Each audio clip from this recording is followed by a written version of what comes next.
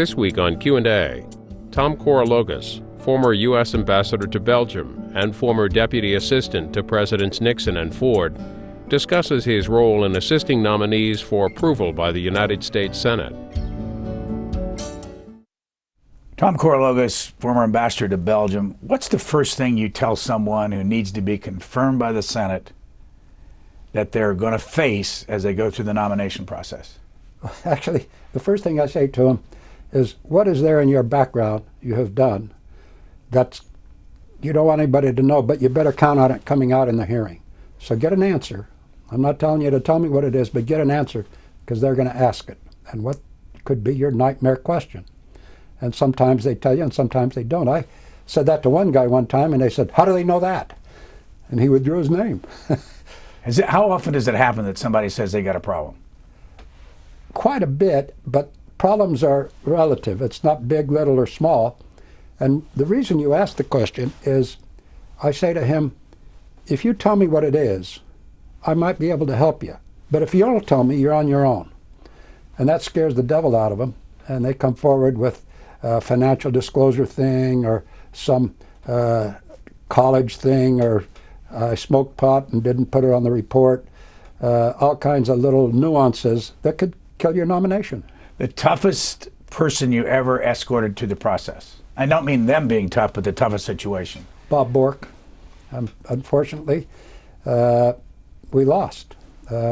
We didn't see the opposition coming. We knew it was going to be fierce. 10 minutes after the nomination was made, Senator Kennedy was on the floor talking about returning to segregated lunch counters and backroom abortions. I ran into the senator in the hall after, and I said, I'm putting you down as undecided. I haven't given up. And of course he chortled. But that was really a brutal, rough one. That was a gross injustice of what happened to that man. I want to show you from 1989 a clip of Paul Weyrich, conservative, helped start the Heritage Foundation, and he's testifying against Senator John Tyler for Secretary of Defense. Let's just watch it and you can explain what you're seeing here. And over the course of many years, I have encountered the nominee in a condition, lack of sobriety, as well as with women who, to whom he was not married. I recognize both of the senators' wives because, as you know, I worked here in the Senate for 11 years.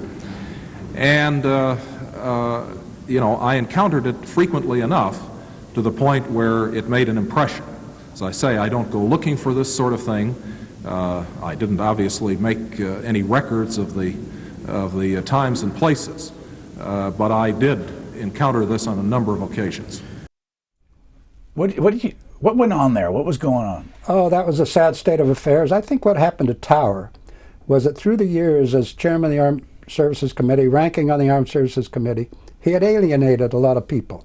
His personality was a little abrupt and short, and yeah, he had a drink or two, and yeah, we all know he divorced and remarried and so on, but that was a little too over the top for Weyrich to do that, and I'm afraid it cost us. It cost Tower. Then there was opposition grown from the Armed Services Committee that was supposed to confirm him. These are the same guys that he'd been digging into over the years in an abrupt way, and it was a rare thing for the Senate to turn down one of its own. That was very unusual. I'm not sure it's happened before or since. We had the Hagel confirmation where senators turned on Hagel a little bit, but not as fierce as the Tower nomination. And I guess history being what it is, you look back on it, and in the end, don't forget how Tower said, well, I hereby say that I will never have another drink. That was a cruel thing to force the guy to say in order to get confirmed. And I'm a little sorry that happened.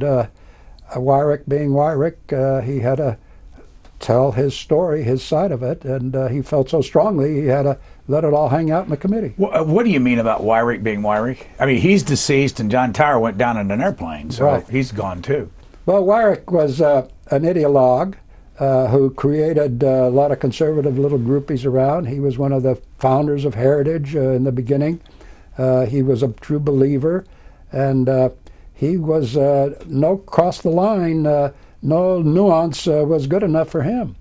There are some people around today who have taken on the same mantra, and I'm afraid that he on that one he went over the top. He frankly shouldn't have done it. Your parents came from Greece. They moved to Utah. You're Eastern Orthodox religion, but you lived in a state that's 62% today Mormon. What was that like? Well, it was interesting. There was a big Greek community in Salt Lake City. They came to work in the railroads and in the mines, and my father opened a bar, which is really not a good place to open a bar. And I, frankly, and I'm not sure this is in the record, but I was arrested when I was 11 years old for being a minor in a bar. They hauled me off to the police station. And I'm not sure if the statute of limitations has run, but my dad came up with 5 cases of beer, and I went home, and the next night I was working back in the bar. We all did. All the Greek community did. We lived in a certain region of the city, and there was some discrimination. I heard a lot of dirty Greek, a lot of fighting. Most of the time, though, we got along very well with the Mormons because we were so opposite. They had no a problem with the Greeks. Their big problem was those that were on the fringes. So it was an interesting life. You went to the University of Utah, but then moved on to get a journalism degree from Columbia. Yes, sir. Where did you get interested in your life in journalism? Well, I had a job at a grocery store, and they sold the grocery store, and I went to the Salt Lake Tribune and applied to be in the back room in the printing shop. And there were no openings. The union had said it was all filled, so I went upstairs to the newsroom, and I said, "Can I be a copy boy?" I had heard the term, I had no idea what it was. And they hired me as a copy boy. Someone had just left, and they hired me on the spot. And while a copy boy, I would fool around and sit on the slot and the desk and write headlines as a copy boy. And people at the paper said, "Boy, this guy's interested." And I would suddenly started writing headlines on the sports copy desk, and they made me a sports writer. So your parents, were they political at all, and how did you get interested in politics? What happened, my parents were Roosevelt Democrats because Franklin Roosevelt Harry Truman had saved Greece. And then an interesting thing happened. I had a job at an ad agency part-time, and they were handling Senator Wallace Bennett's campaign for Senate in 1962. Father of Senator Bob Bennett. Father of Senator Bob Bennett. And they said that his press secretary was leaving, win, lose, or tie in the 62 election, and I applied for that job, and they hired me as a press secretary to Senator Bennett, and I came to Washington, my gosh, 50 years ago, Thanksgiving Friday last year. And why did you stay with this business? What is it that attracts you? Oh, the freedom of expression and the life of a journalist. I was the ski writer of the Salt Lake Tribune. I was a sports writer, which morphed very easily into the political arena, where you had sides taken on issues. And we hit it off with the senator, and I enjoyed it. It was the give and take was there, and we had a pretty good relationship. How long did you work for Senator Wallace Bennett? 9 years on the Hill. Why did you leave him? The White House called one day and said, "We want you to come to the White House and be a Senate liaison."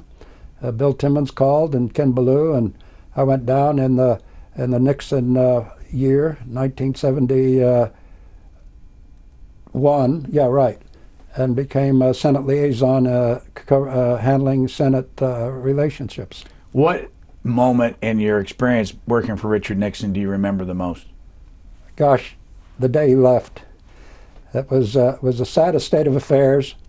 He got up in the East Room and said goodbye to all of us. And then to take it to the very next step, so now Jerry Ford is sworn in. And I should say quickly, there were a lot of other things, but that was one of the saddest. So Jerry Ford is suddenly president, and we invited the leadership down to meet the new president. And they were hanging out in the door over there, and I was talking to President Ford. I was seeing what was happening, his back was to him, and I filibustered a little bit so that the leadership could see me talking to the new president. And President Ford said, now you listen to me. He said, everybody around me is a House person. You're the only Senate guy in this building. Don't you let anybody talk you into leaving. So I'd like to think, and I bet you I'm right, I was the first person Jerry Ford hired as president. So now President Ford has just hired me, and I'm happy as could be. And we brought the leaders in, and they shook hands. But then I did a naughty thing. I went to the White House mess for lunch, and all the Nixon people were down there with their faces down in their bowls, and I looked up in a loud voice, and I said, you Nixon guys are in a heap of trouble. Nobody laughed. What did you think of Richard Nixon during that time, and did you ever change your mind about him in the middle of all the revelations? No, I'll tell you what happened on that. I thought Nixon and Mitchell were too smart to let that happen as much as it did. And I had faith that it didn't happen that way until finally then it was over. I was doing impeachment vote counts. We had 35, 37 votes until that Friday when the smoking gun tape alleged came out, and we dropped down to about 6, and we had to go in and tell the president that his political base was gone, which is when they brought Goldwater and Rhodes, Minority Leader Rhodes, down to tell him that his political base had eroded, and he said, well, I guess we better call it quits. His family kept saying to him, don't quit, don't quit, don't quit, and he'd get up in the morning and say, well, this may be the day, and finally it caught up with him, and he had to say, that's enough. Thinking back to that time when you were liaisoning in the Senate for Richard Nixon, who was the senator that got mad about this first for you, that you said, this isn't going well? Oh, I guess I picked it up everywhere. We had, when people like Senator Long came up to me and said, well, even the rats have to leave the sinking ship once in a while. And when we started losing Senator Talmadge, but we had some faithful that didn't go. Senator Curtis, Senator Bennett, Senator Eastland, Senator Stennis. We had about 6 votes there at the end. But I'll tell you, we had 35, 37. We would have beaten impeachment had it come to that. Needed 2/3? They needed 2/3. We needed 33 plus 1. 32 plus 1, I guess. And we could have beaten it. But there were a lot of senators that got nervous over it. Senator Griffin, Michigan, other Scott, among others. Pennsylvania. We're getting close to saying, hey, enough's enough. So how long did you work for Jerry Ford? We stayed a year and a half. Timmons and I lifted out after a year or so, year and a half, and opened Timmons & Company, our lobbying firm. Bill Timmons. Yeah. By the way, you were co-founder of that. Why did you call it the Timmons & Company instead of Korologos and Timmons? Well, there's a funny story on that. We were fooling around trying to find a name. We were pioneers, really, in the boutique lobbying shop, we like to think. There were tax lawyers, environment lawyers, trade outfits. Well, we wanted to be Lobbyists Unlimited. We did it all. I didn't pretend to be an aeronautical engineer for the airplane company, but nor did I pretend to be a pharmacist for the drug company. So we ended up coming up with the name of Federal Services. So Stan Ebner, one of our partners, went over to register at the district, Federal Services, and come to find out there already is a firm like that sells toilet paper to the district, to the federal government. So we had to quick change our name before midnight to get it in there. So we said, okay, Timmons & Company. How long did you do Timmons & Company? I was there 27 years in various forms. And then we lifted out of there when Rumsfeld called and said I was at the University of Utah giving a commencement, got an honorary degree. And I remember giving this talk that said, I will serve this country wherever called. I was born and raised 4 blocks from here in my dad's bar. And the phone rang when I went home when I went back to the hotel to change shirts, and he said, pack your bags, you're going to Iraq. And so I left it out of there in 2003 and went to Iraq. But go back to the time that you were a lobbyist. How often did you help shepherd through nominations in the Senate? Probably from the first day. It really began when I was working with Senator Bennett. Nixon suddenly became president in '72, and he sent up two Mormons, David Kennedy for Treasury and George Romney for HUD. And Senator Bennett knew them both, and so I was his administrative assistant in those days. We didn't have chiefs of staff, and I helped them with their confirmation through that, going through some paperwork and through some confirmations, which in those days was a piece of cake compared to what we go through today. What do you mean by piece of cake? Perfunctory, the president got who he wanted. Yes, you had to go to a hearing. Yes, you had to go answer questions of the committee on policy, but there was no 2-week, 3-week vetting, 3-4 week cogitating, witnesses and what have you. They were much more civil in those days. William Rehnquist went through confirmation twice. We're going to go back to July 30th of 1986, which would have been his second time, I believe, correct, where he was going for Chief Justice. Right. Let's watch a clip, and then you can tell us the circumstances. Did you ever personally confront voters at Bethune Precinct? Confront them in the sense of harassing or intimidating? No, in the sense of saying, questioning them, asking them about their right to vote, asking them about the Constitution, asking them to read something, asking them questions having to do with their voter eligibility. And does this cover Bethune Precinct for all years? Yes. Yes. Did you ever personally confront voters? I don't believe I did. Would you categorically say you didn't? If it covers 1953 to 1969, I don't think I could really categorically say about anything. Do you think at some points you did personally confront voters at Bethune Precinct? No, I don't. Well, then what do you mean when you qualify your answer? Well, to the best of my recollection. You're talking about something 1953 would have been 33 years ago. Were you in that room? I was in that room. I have to go back a step on that confirmation. They called me from the White House, and Chief Justice said, also, can you help me? I'm about to be confirmed, to be confirmed. So I went to see him at the court, and he said, why do we need a hearing? I said, what do you mean, why do we need a hearing? You're being renominated. He said, Tom, my opinions are out there for everyone to see. I'm not going to second guess any of them that I did, and nor am I going to telegraph how I'm going to vote on pending cases. So we don't need a hearing. And I looked at him and I thought, he's kidding. But then he was serious. So I had to calm him down and say, yes, you need a hearing. He said there's only been one hearing of a associate justice going to the Chief Justice, and that was Fortas. And he said, tell him, no, I'm not coming. I said, okay, that's enough of that. This is the new era. So we went to the hearing, and we had murder boards and what have you to convince him that he should go. This piece here on the voter harassment was something that Senator Metzenbaum picked up on, that the chief at his youth was a Republican poll watcher. When I went and voted here the other day, last November, there were poll watchers there making sure I was a Republican. You go to the desk, and they want to see your driver's license. Well, it was akin to that, and Senator Metzenbaum went a little overboard on that. There was another thing that happened in that hearing that was interesting. Senator Metzenbaum dug out Rehnquist's covenant in his house, which is something that you don't normally read. The thing is 10 pages long in agate type.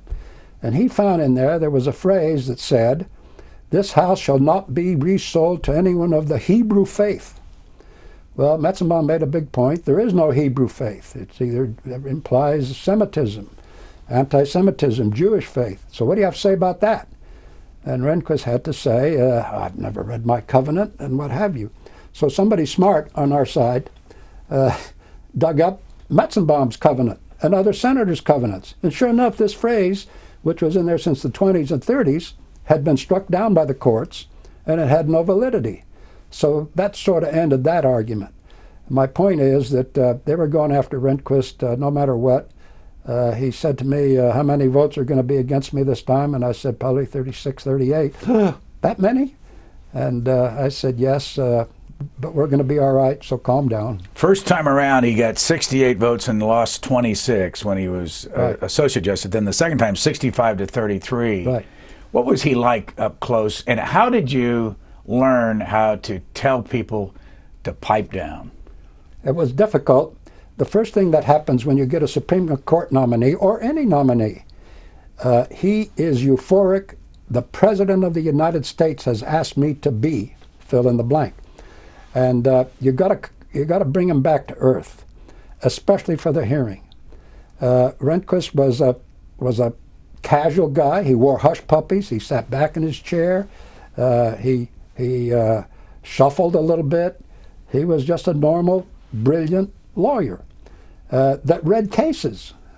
He was over at Justice, and he read the cases when the selection process was being made, when he was Associate Attorney General over there.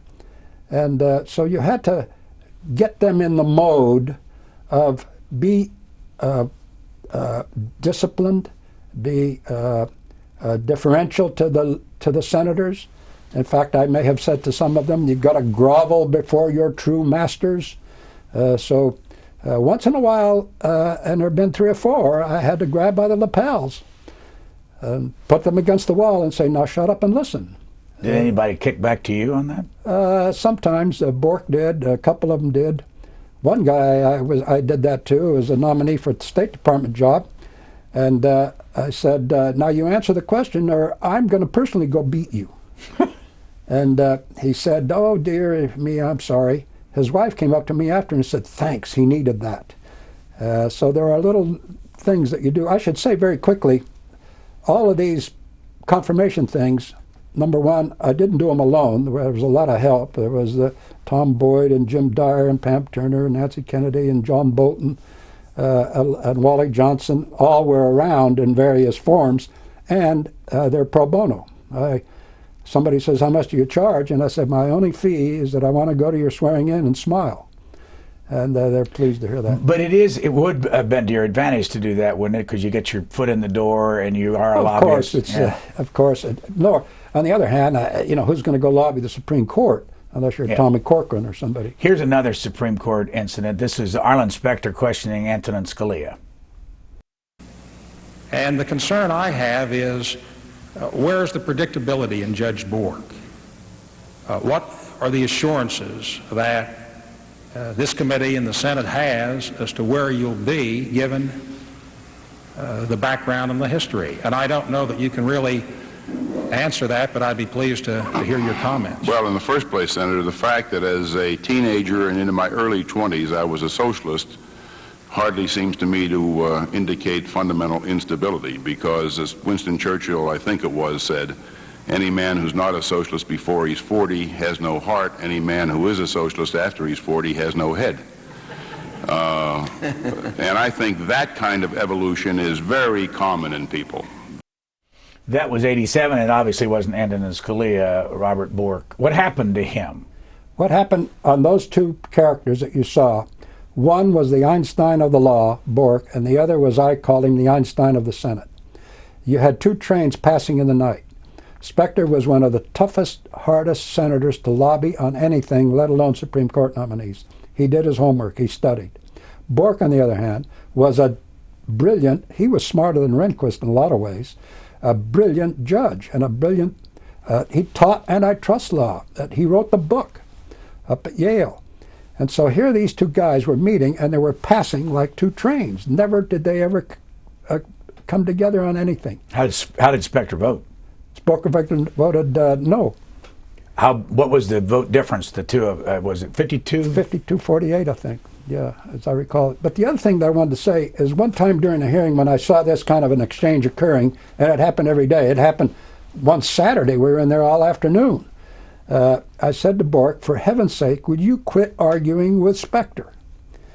And he said, what am I supposed to do? I disagree with him.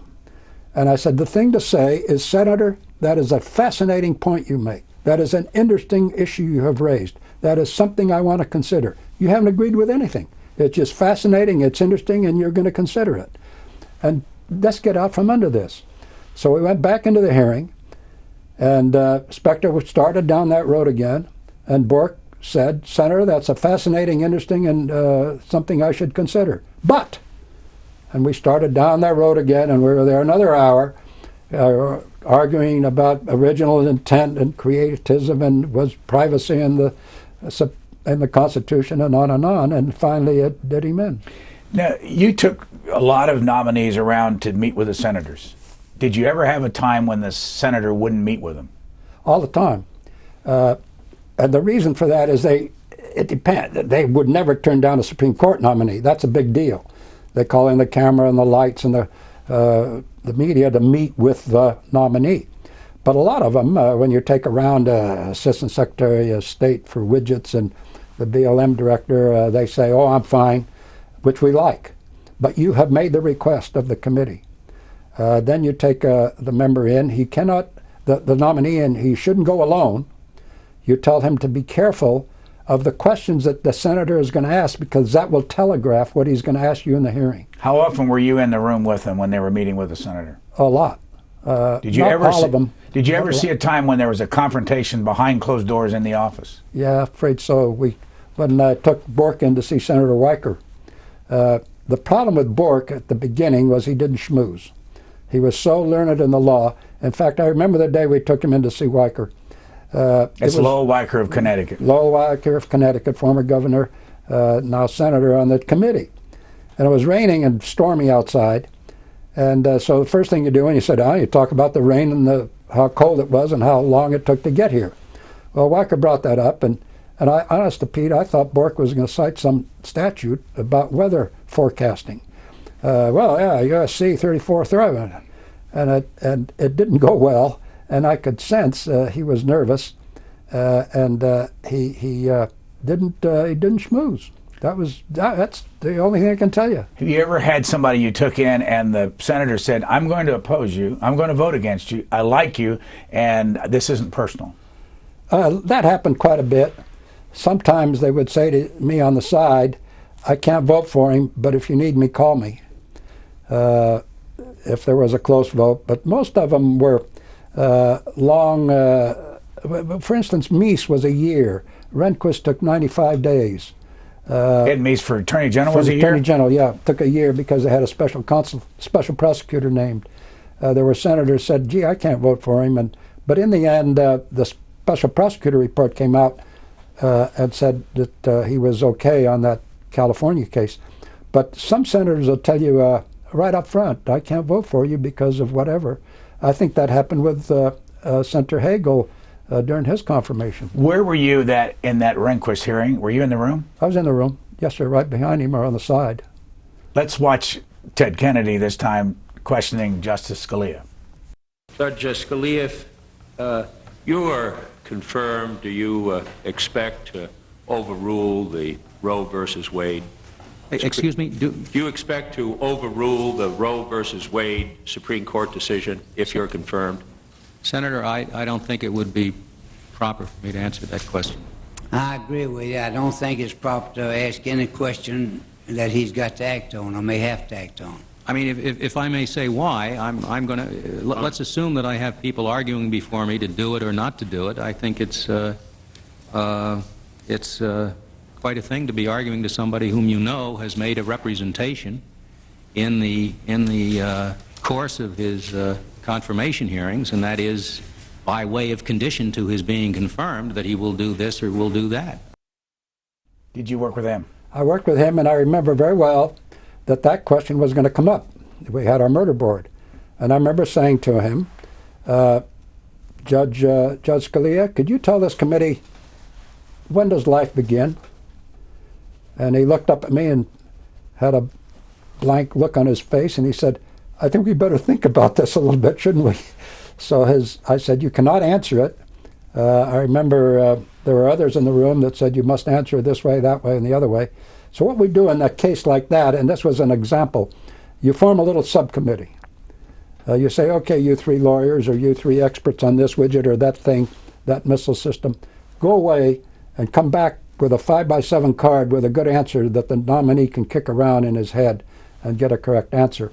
And this is a little bit where we came out, where they came out, the lawyers all figured out that this, of course, he couldn't answer a question like that. Justice Scalia won 98-0. Correct. Nobody voted against him in the same time frame, the 86 time frame that William Rehnquist was 65-33. What was the difference? Who triggered the 33 votes against him? The difference was that Bork, you mean? No, I mean, Rehnquist. the Rehnquist-Scalia vote was very different. Why did Justice Scalia not have any opposition? Scalia suddenly was under the Republican chairmanship, and they had just done Bork in, and there was no stomach for doing it again. Had Bork gone up ahead of Scalia, he would have made it, because it was a Republican Senate. There was no way the Senate was going to turn down this nice, young, good-looking Italian boy to be on the Supreme Court. But they sent Bork up first, who replaced a liberal on the court. Everybody knew how conservative Bork was. And then, of course, the Scalia vote was a piece of cake. You've said, I've heard you say in the past that that a couple of senators asked you to have Mr. Bork's, Judge Bork's beard shaved off. Correct. That was. Who was it? Do you remember who asked you to do that? Oh, Senator Laxalt said it to me, and Senator Thurmond, I think even, I can't remember, 2 or 3 others, and a lot of staff said, this weird beard of his is becoming a factor. He must shave it. And Bork said to me privately, do you think I should shave? I said, Judge, you have been accused of confirmation conversion. Before, your position was this, and now you're in the hearing, you're shading it, and your position could be that. And all of a sudden, yesterday your picture was in the paper with a beard, and you go to the hearing tomorrow without a beard. That is the ultimate confirmation conversion. The theatrics of it aren't going to wash. So no, you can't shave that beard. You've grown it. You've had pictures in the paper for 5 years. No. So he agreed with me, and he didn't shave. You talk about, second time you mentioned murder boards. Who invented the term? Oh, I'd like to think I did, but I don't think so. What's it mean? It means that you sit around in a mock hearing, and I and others like me ask the worst, rottenest questions you can possibly think of. Where do you do this? You do this in a back room. You do this. You do not do it at the agency or the court. You go rent a room, not rent, but you get a room in the executive branch somewhere. You do it in the White House in the case of the Supreme Court people. You get a back room somewhere and you sit around and you throw questions at him. The point being that when the hearing is over, he comes to you and he says, they weren't half as bad as you were. What was the longest murder board you ever had? The Bork ones. And how many days did you do it? We did it for several days. The problem with Bork was that he liked to sit around in a kitchen table at his house, which I did more than 10 times, with other lawyers. And I suddenly became a constitutional law expert, never mind I'm not a lawyer, kicking cases around, from Griswold to privacy to original intent. And they went on and on and on. The thing that I didn't pick up on Bork, that his answers weren't washing. As the outsider, I am the one that's supposed to say, that isn't good enough for a public hearing. Yeah, go do your thing in the Yale Law School faculty room, but this isn't washing, and I didn't pick up soon enough on that. Anybody refuse doing the murder boards? No, not if they want to get confirmed. Did you worry about anybody after you'd listened to them over a number of days doing the murder boards?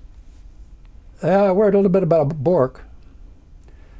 One of the other things that happened in the Bork confirmation, I remember we did one in the EO Executive Office building down at the White House, and he went on and on. There were 30 people, which is much too many. Everybody wanted a piece of the new justice. And so we all gathered around this big, long table and started asking him questions. And somebody asked me, well, it was Senator Howard Baker, said, now something, something, something. And Bork said, is this where I give my 4th of July answer? Next question. So I blanched a little bit, and I was intimidated a little bit by the scene and the Bork, and that's when I should have gone and banged him on the head and said, now shut up and answer. Here's an interesting piece of tape where Gerald Ford is introducing Robert Bork to the committee. You're in the room, you're over the right shoulder, and we watch it all the way to the end when Jerry Ford comes back to you and pats you on the back and all, but I just want to show this and get you to comment on this moment.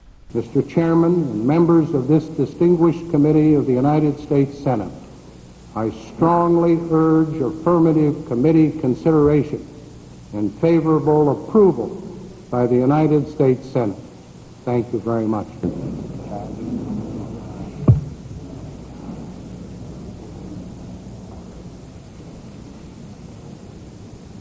Now we will proceed with Senate Republican leader, Senator. What did you see there? What happened is that President Ford said one day, when he's President of the United States, I'm going to go testify for Bork. And I said, Mr. President, that's never happened that I know of. No, you shouldn't go testify. Presidents don't do that. And he said, Tom, I'm going to go testify. Did you hear me? And I remember saying, nobody explained it to me that way before. And so, sure enough, he felt so strongly that he went up to testify. One of the things that happened in that hearing was that I should have done a murder board for the president. There are a lot of the answers. This is after he's president, though. After he's president. Yeah. You know, how do you go in and say, Mr. President, we're going to do a murder board, now you listen to me? Well, I guess I should have done that too. But he went to the hearing, and there were a lot of questions that they asked him. They got into the weeds of cases. Did you read this case? Did you read that case? Well, nobody's read all the cases. And the president didn't quite come across as well as he should have in some of the answers, and nor did I recommend that he read the cases and answer some of that What's stuff. a moment, you worked for Jerry Ford in the White House, what's a moment you'll remember about him that we've never heard about? Well, I hope the one that I was the first person he hired. But he was a hill person. He was casual. He left the door open. You walked in and out until suddenly, when they suddenly realized he was president. One of my favorite moments is when he became president. He said we should call the leaders down and have a session. So I called Senator Long, chairman of the Finance Committee, to come down and meet the new president. Russell Long of Louisiana. Russell Long of Louisiana, chairman of the Finance Committee. So the president came down, and Russell Long and I and the president in the Oval Office. And the president's been president, I guess, a week or 10 days, and Russell Long was one of those that pulled his chair forward. And I'm looking up, and all of a sudden, he's right next to the president, Lyndon Johnson style, putting his hand on President Ford's knee. Now, here's what we need to do on this tax bill. Here's what we need to do on that tax bill. And the president is nodding, and I swear he thought he was still in the Finance Committee conference on something, or an Armed Services conference. And Russell Long kept saying, go closer and closer. And I thought, boy, this ain't going too well. He's president. He's got to morph and transfer his mentality into the presidency from the legislative branch. And so, fast forward, the president went to some conference in the Caribbean, and the tax bill was still kicking around. And he said, we better bring Russell Long back to talk about that tax bill again. So back comes Russell Long. This time, it was amazing. President Ford has become president. He's looking forward to Long, and he's saying, now, Russell, here's what we're going to do. We're going to do this. During the period of that first meeting, and when he had come back from this conference, he became president. He became an executive branch creature. And he was now telling Long, and Long was backing away. I read in some of your, you can see it on the web, some of your papers that you, where'd you give your papers? I gave them to the Nixon Library. That, well, first of all, I gave some to the University of Utah, and a lot of them are still in the Watergate caverns or wherever the judge has put them. Well, what I read online were some memos that you had sent to Bill Timmons, I think. Maybe I'm wrong about who you sent them to. But anyway, you had picked up in the Senate some of the complaints that people were making about the possibility about pardons, about Jerry Ford pardoning people and maybe even pardoning the president. What do you remember from that, and why were people saying to you things like, I think Strom Thurmond had a strong message that they didn't want some of these people pardoned? The only thing I remember about pardons was well, there are two or three things about pardons. There were a couple of senators whose staffers had gone to jail that were working the president to pardon. But the one pardon that was the big one, of course, was when President Ford pardoned Nixon. And the long national nightmare is over, and so a short time later he pardoned Nixon, which Dick Worthman will tell you, the pollster, that Ford's popularity went down, and it probably cost him the election to Carter shortly thereafter.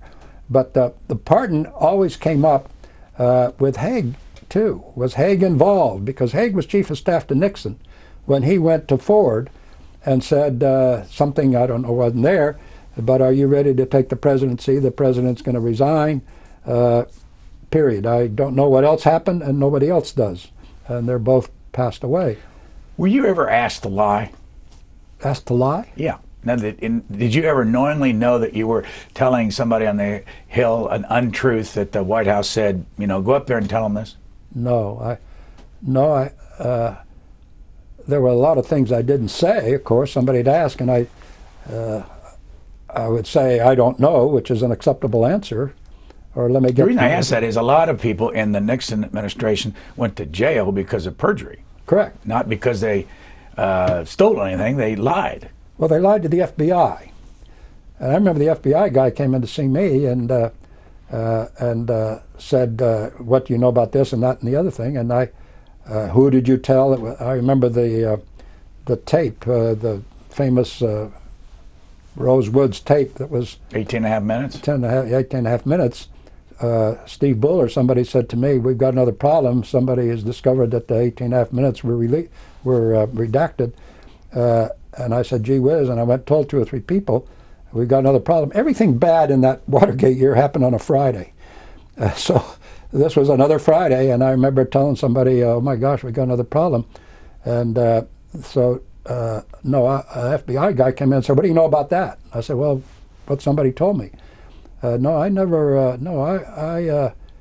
you tell your side. The other thing I did, and if I'm bragging for a minute, the other thing I would do when I go to lobby somebody, I'd say, Senator, here is the upside of our issue. And by the way, the opposition's sitting in your waiting room. Let me tell you the downside, and here's what they're going to say to you.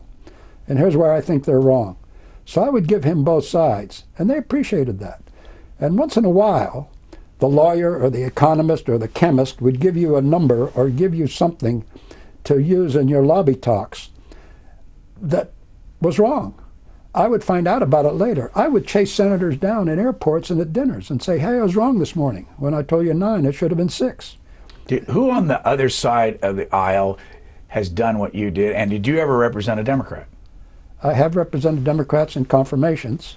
In fact, there are 3 or 4 in the current administration. Name somebody that. Well, Cole, I should say again more than once, I'm not alone in doing these things.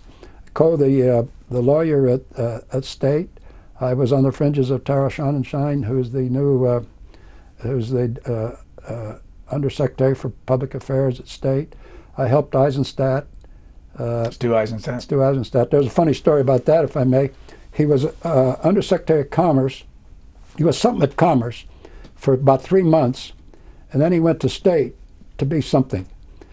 3 months earlier, we went through a murder board, and he was fingerprinted by the FBI to do the thing, the routine paperwork. 3 months later, he goes back to State, and I said, where are you going? He said, I'm going to get fingerprinted. I said, we just did it. Well, the system is one, they wanted to make sure it was the same guy, that some scoundrel hadn't taken his identity and now gone to State under some other identity, so they had a re-fingerprinting. And they had to fill out more papers and had to do more vetting and what have you. You were ambassador to Belgium what years, and who appointed you? President Bush appointed me in W or HW? W. In 2004. What happened on that? In 2003, I spent a year in Iraq when Rumsfeld and Jerry Bremer asked me to go to Iraq, and I did confirmations. I did budget, and 275 members of Congress came to Iraq in 2003 to see Iraq and have their picture taken, and we took them around to hospitals and sewer places and oil fields and what have you. And when that was over, we passed the $87 billion supplemental, and I went to the signing ceremony at the White House. And Andy Card and Karl Rove and the president said, see me after. And Karl Rove and Andy said, we want to thank you for what you did for us in Iraq. You gave us a year of your life. Others have given us $1 million. The president would like to make you an ambassador. Where do you want to go? And I said, anywhere that doesn't end in Stan. And so Belgium opened up, and then we went to Belgium. Want to show you a person that you know rather well, another part of your life, just a little bit of a video to connect the dots here. Let's look at this. You have not had a particular experience in dealing with labor issues, the issues which come before this committee and that are the central kind of responsibility of this committee, and I'd be interested in how you would compensate for that. Well, Mr. Chairman, it is true I have not had direct experience in labor issues. However, I would compensate, as you put it very wisely, as I have done in previous jobs where I may not have been an expert in the field, and seek the counsel not only of this committee and the Congress as a whole, but the many very fine experts in the field. You lost your wife Joy in 1997? Correct. And then eventually married Ann McLaughlin. How did that happen? Well, I met her I knew her before. I knew her both at CREEP, the Committee to Re-elect, in the Nixon years, and then I knew her in the Reagan years when she was at Treasury and Interior and then Labor. And I should say very quickly, she answered correctly in that hearing. Larry Harlow handled that confirmation. And Bryce Harlow's son? Bart Harlow's son, Larry. And we've talked about it a little bit. And we met at 2 or 3 different occasions, and I kept giving her my card, say, here, call me sometime. And she took great umbrage at that. And eventually we got together for lunch, and next thing you know, we were married. I have to tell you another story about that. We were going to the Kennedy Center on probably our first date to one of the galas, and I ran into Bill Marriott, with whom I went to school, and Ann was on one of the Marriott boards. And he saw us in the elevator. He said, Tom, Ann, how long you been going together? And I looked at my watch, and I said, about 20 minutes. But for the people outside of this town, they see you came from a upbringing in Utah, small. Father was in the railroad, bar business, all that stuff.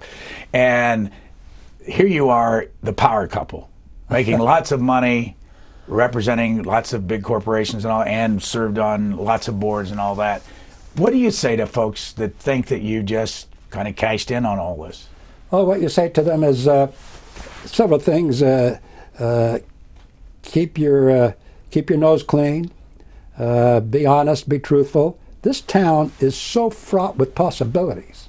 I say to young kids coming in Mr. Ambassador, Mr. Korologos, what advice do you have for me? What shall I do?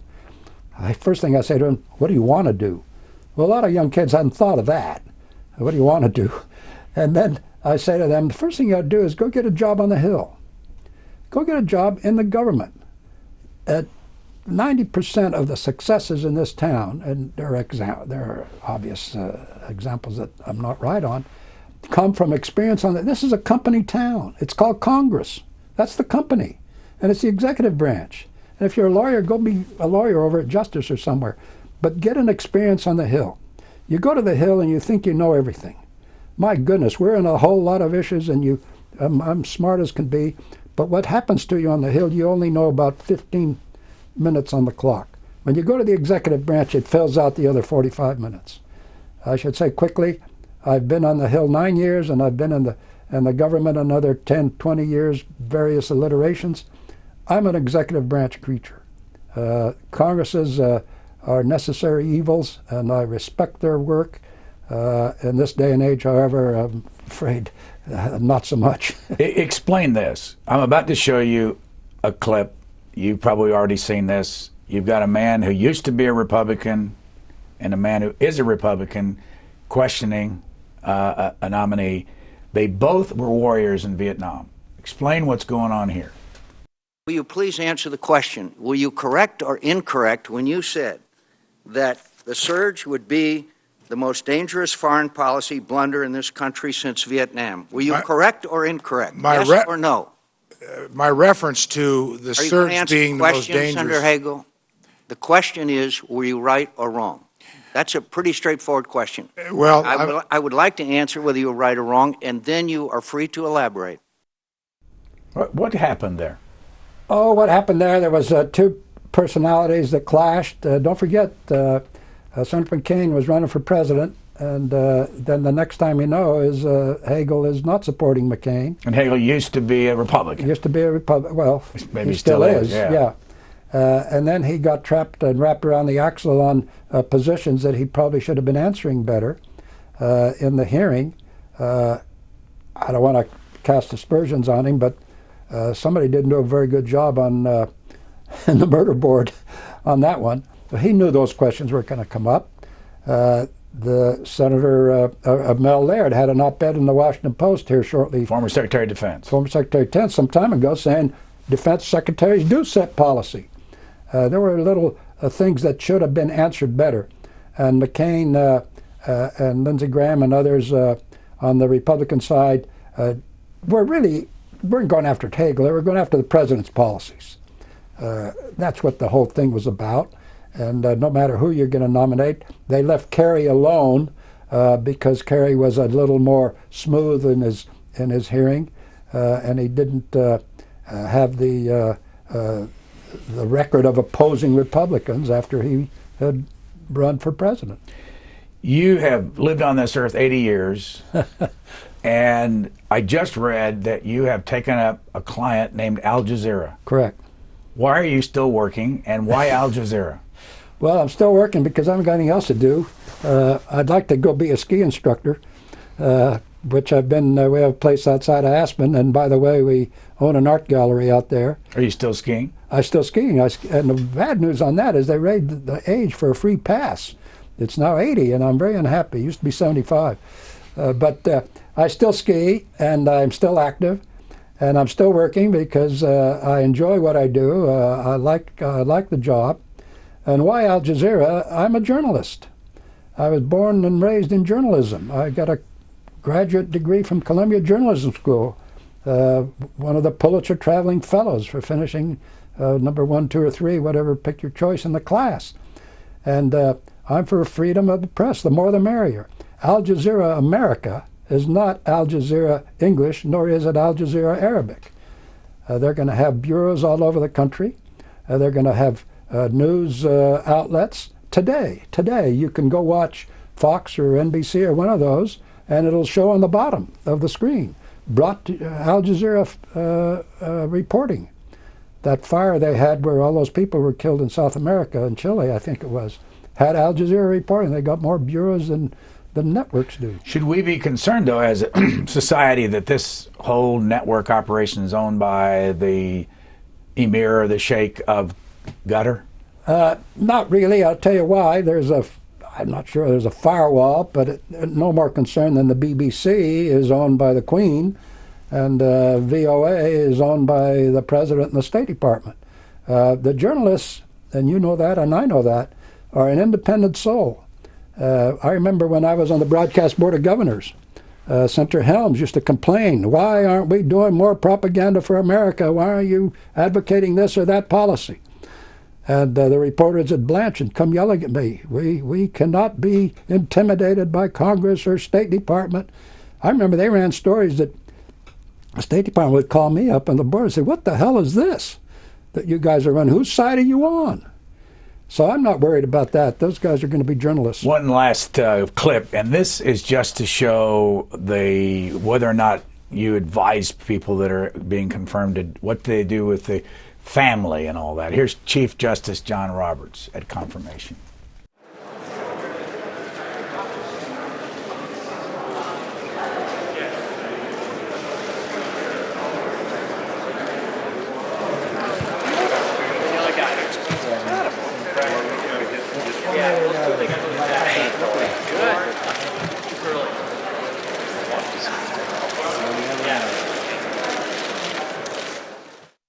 Sitting next to the Chief Justice, Ed Gillespie, doing your job, I guess, or doing the same thing that you've done. Does that image matter? It matters a lot.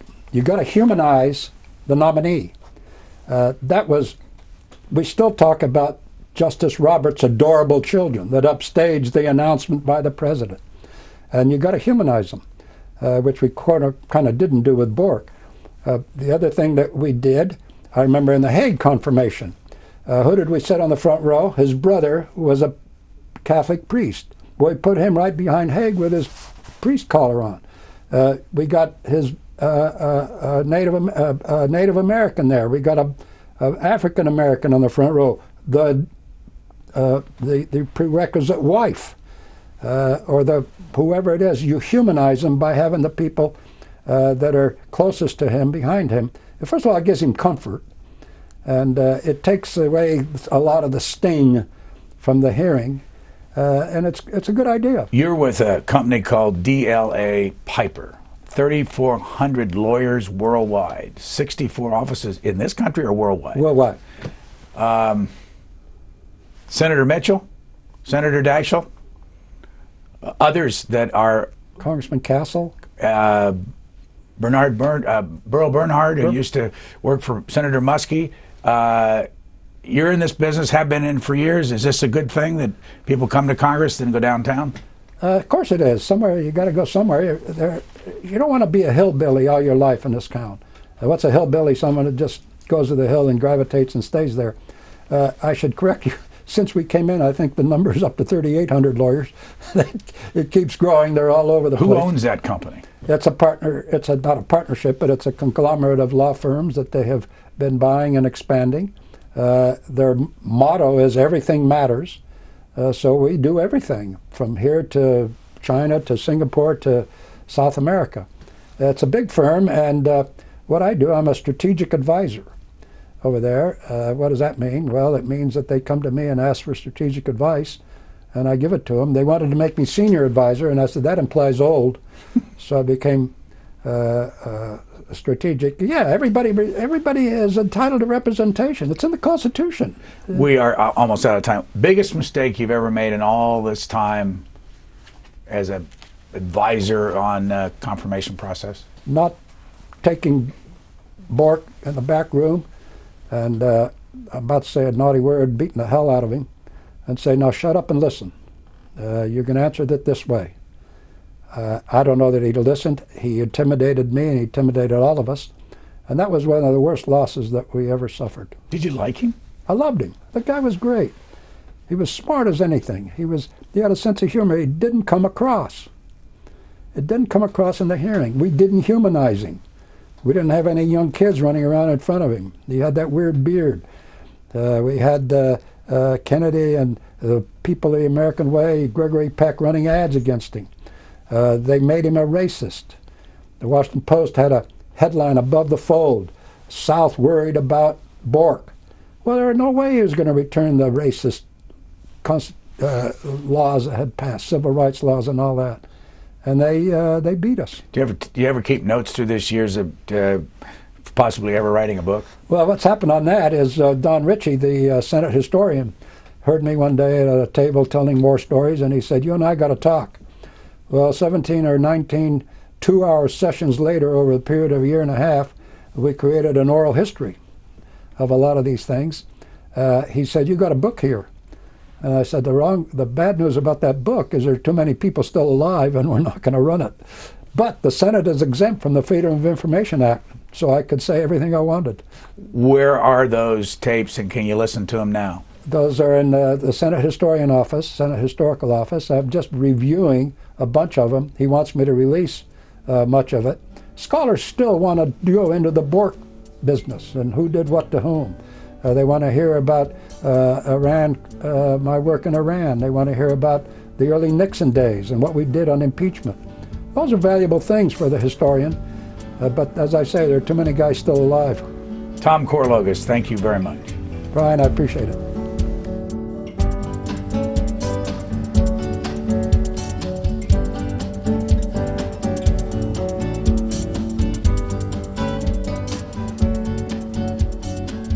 For a DVD copy of this program, call 1-877-662-7726. For free transcripts or to give us your comments about this program, visit us at qna.org. Q&A programs are also available as C-SPAN podcasts.